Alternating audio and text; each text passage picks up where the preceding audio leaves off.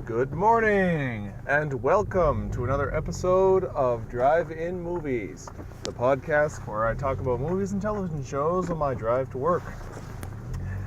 Alright, just a heads up, before I really begin, I just listened to a traffic report on the radio, and apparently the roads that I'm driving on are going to be very, very difficult to drive on. So, if you hear a lot of pauses in my podcast today, it is because I am driving slowly and trying to pay very close attention. And there's a chance you may not even be hearing this because I may decide halfway through to stop. The good news is, if I manage to get through the whole thing, that is, I'll be driving slowly, which means there'll be more content for you, which is also good because last time I was talking about Buffy the Vampire Slayer, and I did not finish at all. So today, I may conclude, or there may be a part 3, talking about Buffy the Vampire Slayer. And what I'd like to do, I'm assuming you listened to the previous podcast, by the way. So if you haven't heard my Buffy 1 podcast, don't even bother listening to this one because I'm jumping right back into it. So I'd like to talk about the seasons and the characters and how it sort of evolves. I'm not going to make any direct references to the villains, because a lot of the time in Buffy, when you have sort of a major villain of the year, the big bad, there's usually some mystery behind it, and you don't know what it is or what their goals are, and part of the fun of the season is figuring out what they're up to. So I'm going to leave that out of it. If you're really keen on spoilers, there's plenty of places on the internet where you can get them, so I figure you don't have to get them from me. Alright, Season 1, I've already gone over the main characters: Buffy, Willow, Xander, Giles, Cordelia, and Angel. Those are all of the sort of major characters that appear in Season 1. I will say, I'm also going to mention a little bit about actors today. Sarah Michelle Gellar just works very, very hard as Buffy. She brings a really good presence to it. It's not an easy job, and she delivers. Really shows the character's growth over 7 seasons. Allison Hannigan as Willow, I really, really enjoy. She goes from this really sort of shy person to someone with a bit more confidence, and a lot happens to her character, and she copes with that well. Nicholas Brendon as Xander Harris is okay. I mean, he doesn't have quite sort of the range of the other two sort of gang of 3 there, but he does, and his laugh. I love seeing Nicholas Brendon laugh. He's really entertaining. Anthony Stewart Head as Giles is really, really good. A lot of subtlety and nuance. He can do stuffy, he can do dramatic. Giles is awesome. He's probably my favorite character. He's just, Giles is the man. So that is, sorry. And then Cordelia, played by Charisma Carpenter, is okay. I mean, yeah, there's nothing super special. She does, have a tongue like a viper, which Charisma Carpenter, to her credit, does quite well. And then David Boreanaz as Angel. Not a huge fan of David Boreanaz. He does do one particular thing well, but I can't talk about that. Alright, moving on to Season 2. Season 1, by the way, is a short 13-episode season. The arc isn't quite as long. We see the villain, I believe, from the first episode, and we pretty much know what he's about, but we don't know exactly how he's going to do it. There's not as much mystery, but there is a satisfying conclusion. Season 2 is where we really start churning along here. We meet Oz only a couple of times towards the early season, played quite well by Seth Green, interestingly. Seth Green's acting career really sort of started out here. So we meet Oz. He's got some mystery to him as well, but he's a love interest for Willow. And so they move through that. But towards the middle of the season is really when they start ramping it up a bit more. It's more mystery at the start of the season. As season 2 progresses, our villains arrive. Plenty of good standalone episodes as well in season 2. There's a lot of interesting plot stuff, and there's a lot of really solid metaphors. Once you get past, I will say the first handful of episodes from season 2 are very similar to season 1 in that they haven't quite found their footing. But one episode in particular, Halloween, that is where I really find the series gets its stride, figures out what it's all about.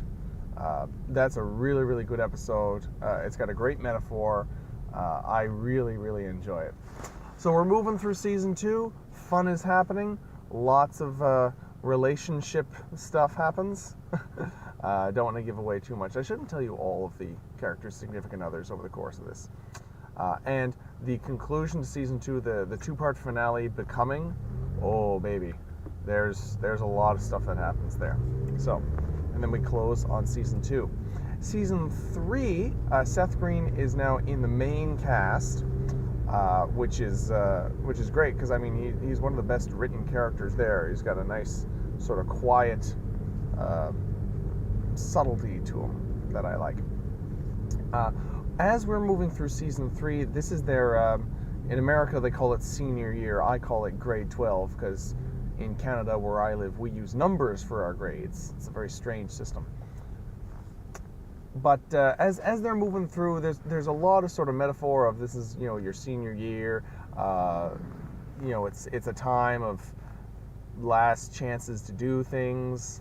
There is some relationship moving around, as there always is. And we are introduced, she never appears in the main credits, but we are introduced to Faith, another Slayer who comes about via certain means, played by Eliza Dushku, which is a real stark contrast to Buffy. Buffy is very much about responsibility and togetherness, and Faith is more of a loner, kind of does what she wants, not overly concerned with consequences. She just says, I want that thing, give that thing to me now. And so there's a bit of a dichotomy there. There is also, later on in the season, another Watcher comes to town, Wesley Wyndham Price. I don't even need to tell you that the character is British, because really his name is Wesley Wyndham Price. Come on. And he is a foil to Giles.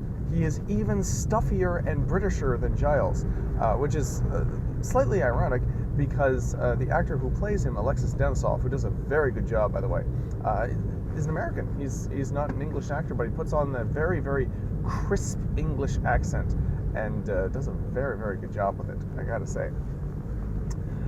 So that comes towards at the end of the season, after the graduation day two-part finale, which is excellent and wonderful. You get Angel and Cordelia leaving. Angel, actually, they make a big deal about him leaving, and Cordelia just kind of melts away. Yeah.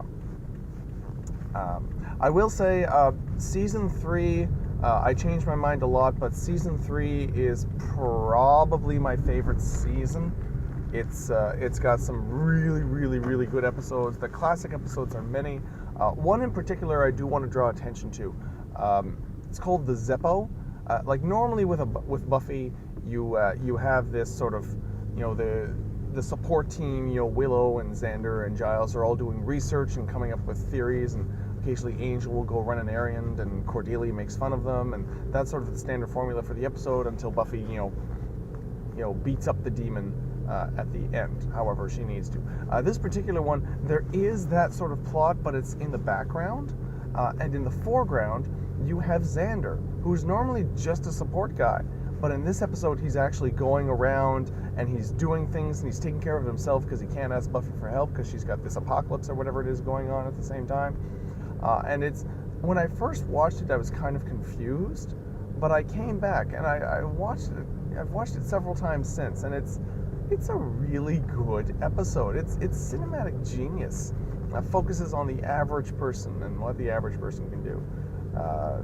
There's an episode in season 7 that kind of ends the same way, and I really like it. It's a nice break from the series, and I like when Xander gets his moment to shine. because he's so often, he's rather so rarely the central character. All right, season 4, big change for the series. Angel and Cordelia are gone. Oz leaves after a handful of episodes, and we get some new characters. So this is a big shift. They're not in high school.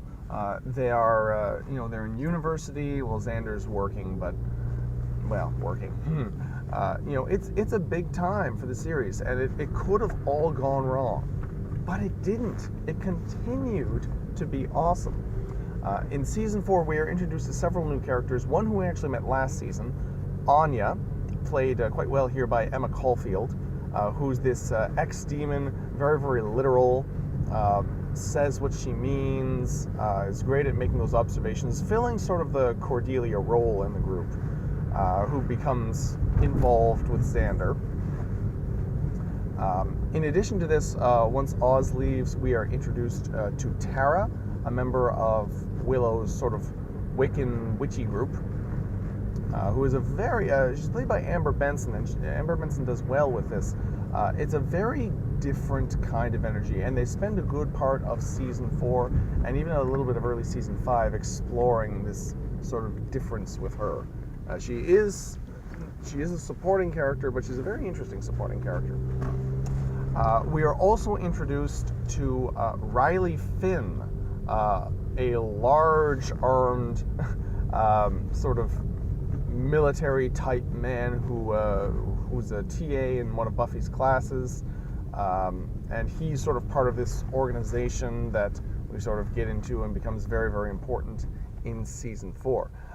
I like Riley. A lot of people don't, but he's got this innocence about him, even though he's an older guy, that I think they do a very good job with that. I like that. And there are also some excellent college metaphors. The crazy roommate. If you've ever known anyone who's gone to university or college, you'll recognize a lot of these tropes. As season 4 progresses, we also meet Maggie Walsh, played by Lindsay Krause, one of Buffy's professors, who's also involved, and she has a special relationship with Riley, and there's sort of all that. And anyway, she sort of, I'm going to say Buffy becomes a part of that world and sort of sees that she's bitten off a little more than she can chew. Some really good mystery here in season 4. As we move through, by the way, this group has been very tight all through the first 3 seasons. They've always stuck together. There's a little bit of drifting off with, different jobs in university, new girlfriends, new boyfriends, sort of that kind of thing, which is what happens, of course, to normal people when they get, when they leave high school. There's a little bit of drifting apart. The big one, Giles no longer works at Sunnydale High. He's there's a great line of it. They call him a gentleman of leisure, unemployed man. And there are a few sort of interesting unemployed tropes there that he gets a good few lines there. And there's a very satisfying conclusion. The finale is very interesting. It's a little weird, mind weird. So just a heads up on that.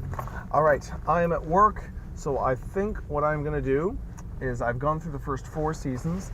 I will do the last 3 seasons next time. So thank you all for listening, and I will continue talking about Buffy the Vampire Slayer next time on Drive-In Movies.